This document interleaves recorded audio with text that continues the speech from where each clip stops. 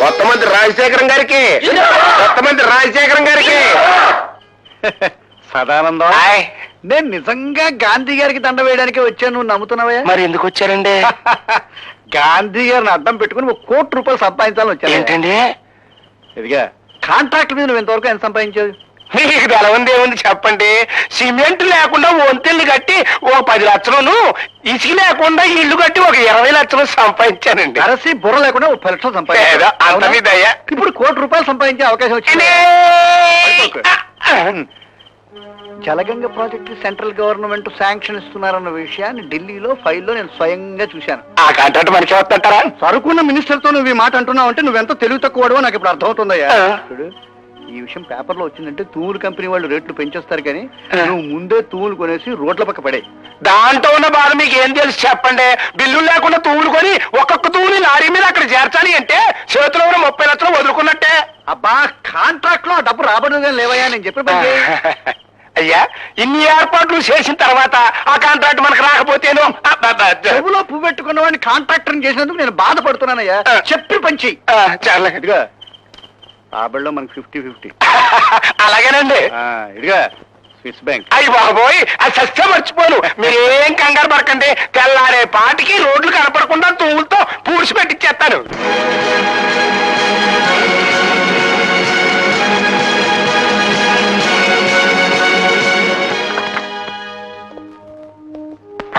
పెంచలయ్యా sir, ఈ తూములో ఏదో fraud ఉందన్న అనుమానం. ఎందుకని మంచిది, నువ్వు వెళ్ళి డీసీపీకి సంగతి చెప్పిరా. కాంట్రాక్టర్ దౌర్జన్యం చేసే అవకాశాలున్నాయి. అలాగే సార్, వెళ్ళు.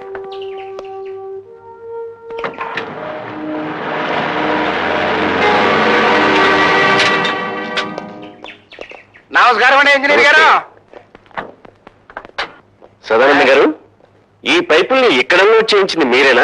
ఎవరండి, నేను కాకపోతే ఇంత ఖర్చు భరాయించగలిగినోడు ఈ ప్రాంతాల్లో కాంట్రాక్టర్ ఎవడన్నాడు చెప్పండి. మీ పరపతి గురించి నేను అడగలేదు.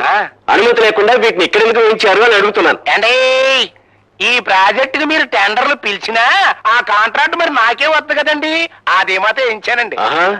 ఇది మీకే వస్తుందని జోస్యం చెప్పారా? అవునండి, మా దగ్గర మీరు లంచం ఉంచుకుని ఆ కాంట్రాక్ట్ నా పేరుతో శాంక్షన్ చేయిస్తారని శిలక చెప్పింది. నీకు వచ్చేది కాంట్రాక్ట్ కాదు, జైలు శిక్ష. జైలు శిక్ష నాక? నువ్వేయిస్తావా? ఊరుకోవయ్యా, ఎవడనింటే నిజం అనుకుంటాడు. కాసేపట్లో డీసీపీ ప్రతాపరావు గారు వస్తే నీకే అర్థమవుతుంది. ఈ ఇంజనీర్ గారు అనుకున్నంత పని చేశాడురా. ఈవిడి బతుకుంటే మనకు ఆ కాంట్రాక్ట్ రాదు, కానీ ఈయన్ని థ్రిల్ చేసేయండి.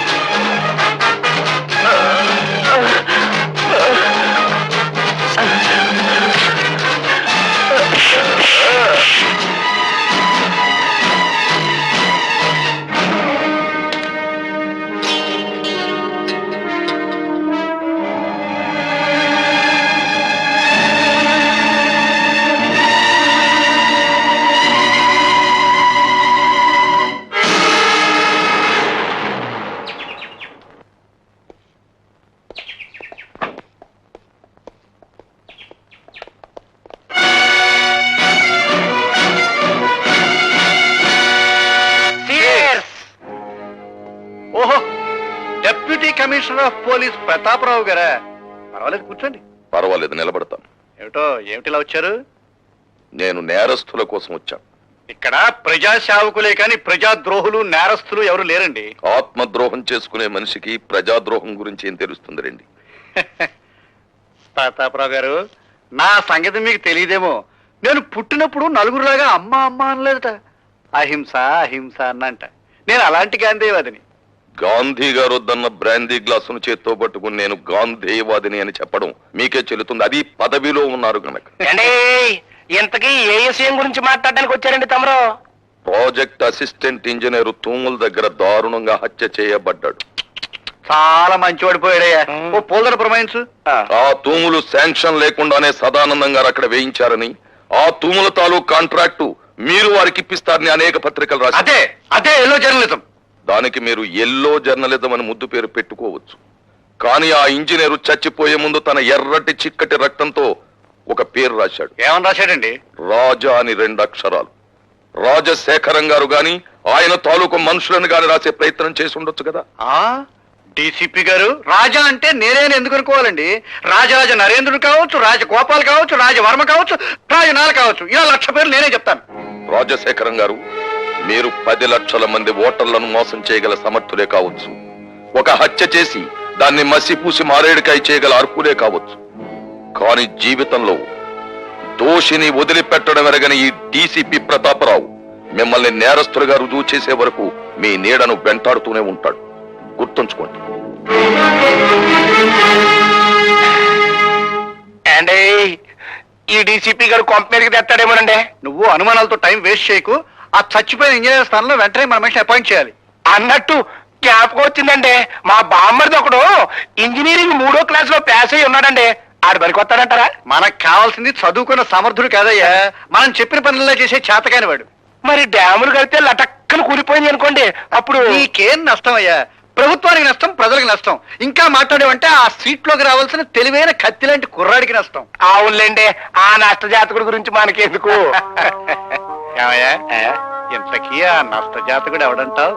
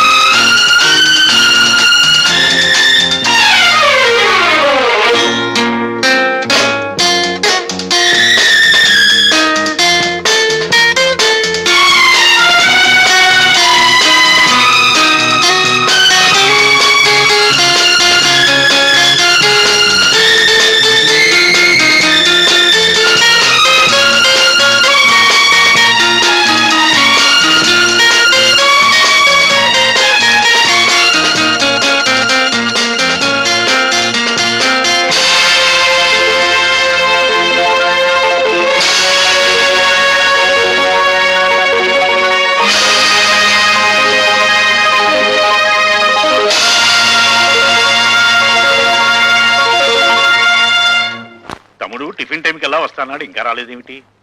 ఎప్పుడు అన్నమాట తప్పడే. యు ఆర్ కరెక్ట్ అన్నయ్య. నీ తమ్ముడు ఎప్పుడు మాట తప్పడు. కానీ నువ్వే సెంటిమెంట్ తప్పి లతా నేను లేకుండా టిఫిన్ చేయడానికి సిద్ధపడిపోతున్నావు. అబ్బే ఏది ఇప్పుడే. కూర్చో తమ్ముడు కూర్చో. అమ్మాయి లత. అన్నయ్య, లతను చాలా గారాభంగా పెంచుతున్నావు. క్రమశిక్షణలో పెంచకపోతే ఏదో ఒకనాడు మనకి శిక్ష వేసే ప్రమాదం ఉంది. జాగ్రత్త. అమ్మాయి, నువ్వు ఫైనల్ ఇయర్ పూర్తి చేసి కాలేజ్ వదిలిపెట్టి వెళ్ళిపోయావు. ఇక నా మనసులో లేదు. నీ అంత అందగాన్ని చూసిన కళ్ళతో వేడి మొహం కళ్ళు చూడలేకపోతున్నాను. మళ్ళీ ఎప్పుడు కనిపిస్తావు జియా? అమ్మో నాన్న.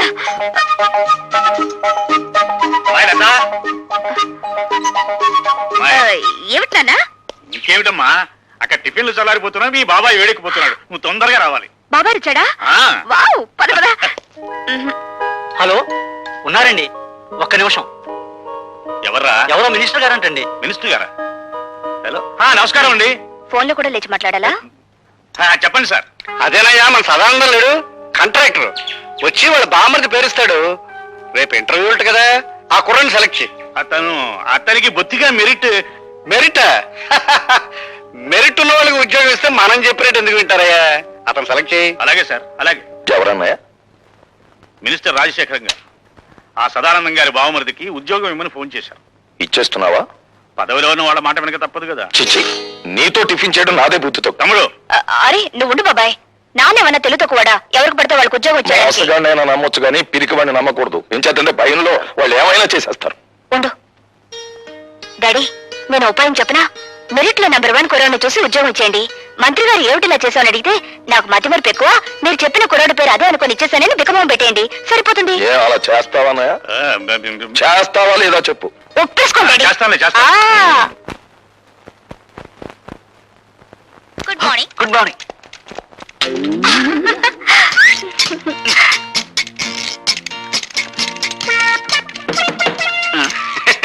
ఏం ఆంజనేయులు, ఏం జరిగింది? You don't worry sir, just call జారిందంటే. ఏం లైలా, నీ టేబుల్ దగ్గర ఏమన్నా తెలుగు ఐస్కంతం పెట్టావా? ఏమోనండి, నాకు తెలియడం లేదు. సరిగ్గా నా టేబుల్ దగ్గరికి వచ్చేసరికి అందరికి పెన్నులు, పెన్సిళ్ళు, ఫైల్స్ జారిపోతుంటాయి. దీనికి ఏకంగా కాలే జారినట్టుంది. గారు, నేను సొంతం పెట్టవలసిన ఫైల్స్ ఏమైనా ఉంటే మరండి గీకవుతారా? గీక్కోవాల్సిందే. అదేంటి? I convey my heartly condolences. Condolences for what? పెద్దడు ఎవరైనా పోయాడా? లంచాలు తెచ్చిపెట్టే బంగారు బాతు లాంటి నీ సీటుకు ఈకలు పీకుతున్నారు. అదేంటి? బయట ఇంటర్వ్యూలు జరుగుతున్నాయి. నిలబడి ఉండడం నాకు అలవాట్లేదు, ఏమనుకోకండి. బాబు, మీరు రాజశేఖరం గారి తాలూకే కదూ? యా, సీనియర్ కలిసి వచ్చా? పర్వాలేదు, తాగు బాబు. మినిస్టర్ గారు తాలూకు భానోజీరావు గారు. అవునవును, తెలుస్తూనే ఉందిగా. అయితే నేను వెళ్ళొచ్చా? మా మొహాన సిగరెట్ పొగ ఊదించుకునే కంటే నేను పంపించేయడమే మంచిది. వెళ్ళరా బాబు. Bye. Next. Good morning everybody. Good morning. Good morning. Please be seated. Thank you sir. Are you mister Bhargava? Yes sir. Bhargavaramudu అంటే ఎవరు? తండ్రి ఆజ్ఞ నెరవేర్చడం కోసం కన్న తల్లినే తెగ నరికిన వాడు. భూమి చుట్టుకొలత ఎంత? 7,900 మైళ్ళు. భూమి తన చుట్టూ తాను తిరిగే వేగం ఎంత? గంటకి 1000 మైళ్ళు. ప్రపంచంలో ఇప్పుడు పేరు పొందిన ఫుట్బాల్ ఆటగాడు ఎవరు? Diego Maradona. ఇంజనీర్ బాధ్యతలు ఏమిటి? స్వార్థపరుడైతే దేశానికి వెన్నెముక లాంటి ప్రాజెక్టులను కూల్చివేయడం, నిస్వార్థపరుడైతే వాటిని నిలబెట్టడం కోసం తనుకూలిపోవడం. మొదటి ప్రపంచ యుద్ధం ఎందుకు వచ్చింది? ఒక డాక్టర్ నిర్లక్ష్యం వల్ల. 1887వ సంవత్సరంలో ప్రిన్స్ ఫెడ్రిక్ కంఠానికి ఎడమ వైపున క్యాన్సర్ వ్యాధి సోకింది. డాక్టర్లు దాన్ని ఆపరేట్ చేయకుండా నిర్లక్ష్యం చేయడం వల్ల అతను సింహాసనం అధిష్ఠించిన 99 రోజులకే చనిపోయాడు. ఆ తర్వాత రాజకాంక్ష ఉన్న అతని కొడుకు కైజర్ రాజు కావడం వల్ల, అతను యుద్ధకాంక్ష గలవాడు, జ్ఞానశూన్యుడు కావడం వల్ల మొదటి ప్రపంచ యుద్ధం మొదలైంది. మీ నాన్నగారి వృత్తి? ఈ ఇంటర్వ్యూలో నేను సమాధానం చెప్పలేని ప్రశ్న అదొకటే సార్. ఆఖరిగా ఒక ప్రశ్న. ఈ క్షణంలో మా మనసులో ఏముందో చెప్పగలవా? నాకు ఈ ఉద్యోగం ఇవ్వకూడదని. అలా ఎందుకు అనిపించింది? ఎందుకంటే పెట్టేవాడికి తినేవాడు లోకు కనుక, అడిగేవాడికి చెప్పేవాడు లోకు కనుక. అలా తెలబోకండి సార్. ఒక ఇంజనీర్ గ్రాడ్యుయేట్ ని మీరు అడుగుతున్న ప్రశ్నలు ఏమిటి? అతనికున్న పురాణ పరిచయం, అతనికి తెలిసిన హిస్టారికల్ నాలెడ్జ్, అతనికున్న స్పోర్ట్స్ నాలెడ్జ్, ఇవా ఒక ఇంజనీర్ క్యాండిడేట్ కి కావాల్సిన అర్హతలు. మీరంతా అవకాశవాదులు. ప్రశ్నలు అడగడమే తప్ప సమాధానం చెప్పడం చేత కాని మేధావులు. అయినా మిమ్మల్ని నమ్ముకుని పూటకొక నిరుద్యోగి ఇంకా డిగ్రీలు చంకలో పెట్టుకుని ఆఫీస్ గుమ్మాలు ఎక్కుతూనే ఉన్నాడు. ఎలా? తల్లి మెడలో మంగళసూత్రాలు అమ్మి, అవి ఖర్చైపోతే ఒంట్లోని రక్తాన్ని అమ్మి. సార్, మహాత్మా గాంధీ తెల్లదొరతనాన్ని పోగొట్టగలిగాడేమో కానీ ఆయనే తిరిగి జన్మించిన ఈ నల్లదొరతనాన్ని మాత్రం పోగొట్టలేడు. ఎందుకంటే ఇప్పుడున్న ధరల రక్తం నలుపు, వాళ్ళ దగ్గరున్న డబ్బు నలుపు, వాళ్ళు ప్రోత్సహిస్తున్న బజార్లు నలుపు. మీరు అడిగిన ఒక్క ప్రశ్నకు సమాధానం చెప్పకుండా వెళ్ళడం ఇష్టం లేక జవాబు చెప్పే పెడుతున్నాను సార్. మా నాన్న వృత్తి ఏమిటని కదా మీరు అడిగింది? హీఈస్ ఎ లయర్, హీఈస్ ఎ డెజర్టర్. కట్టుకున్న భార్యని, కన్న బిడ్డని అనాథల్ని చేసి వెళ్ళిపోయిన కసాయివాడు. ఆ కసాయివాడి రక్తాన్ని పంచుకు పుట్టాను నేను. అయినా మిమ్మల్ని ఏమీ చేయకుండా పెడుతున్నానంటే నా చదువు నాకు నేర్పిన సంస్కారం. ఈ దేశంలో గాంధీల సంఖ్యను పెంచండి కానీ గాడ్సేల సంఖ్యను కాదు.